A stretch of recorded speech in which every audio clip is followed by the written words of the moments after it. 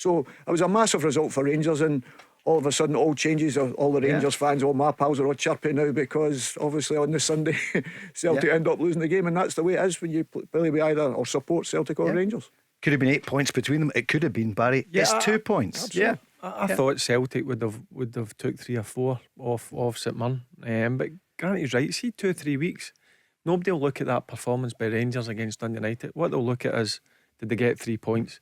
And when you're going through a sticky patch, sometimes it takes one of their results where you're not at your best. But the main thing is, at 4:45 on Saturday, Rangers come off the pitch with 3 points, which was needed, and now there's only 2 points behind.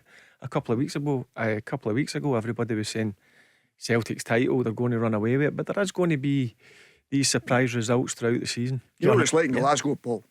So Rangers fans after the game a bit disappointed with the performance, whatever, but Celtic lose, everybody goes to work on Monday. You can imagine what they were like Monday. You know what I mean? And that's the way it is here, and that's the expectation all the time. And that's what I'm saying. Every time you win playing for a Celtic or Rangers, you've got to go and perform the next game, the next game, the next game. There is no hiding place, and that's when people say, did they rest on their laurels or would they take St Mirren easy? No, they didn't, because that's the expectations that they two clubs is to win games of football and play well and entertain your supporters. That's the expectation for them, and that's the pressure that comes along. And it'll be interesting to see the boys that's not lost games, because some of the Celtic boys probably haven't lost games. You know what I mean? So all of a sudden, how do they handle that? A wee bit of negativity for the first time. I never thought that. Would you be irked then if you were part of the Celtic team just now and they would want to be invincibles, which Rangers were in the league race 2 years ago, Celtic were a few years ago? So would it annoy you? Would it be a bit needle? Of course you'd have been desperate to win the game, of course, and then more so even get into an international break. That's the worst game to lose, you know, is going into an international break, because you want the next game to come as quickly as you possibly can to get that out of your system. Did it stew? Oh yeah, absolutely. That makes it very, very difficult. That's the worst game. That's the one game you do not want to lose.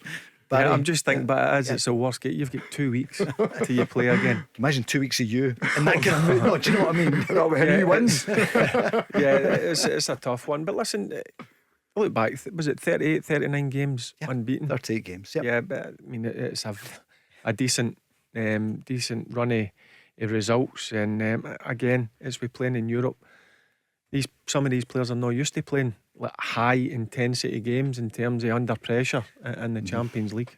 This time last night, John Hartson was saying it was a year, and Kenny Miller jumped in and said 364 days. Is that not? That's near enough, but it's quite some run.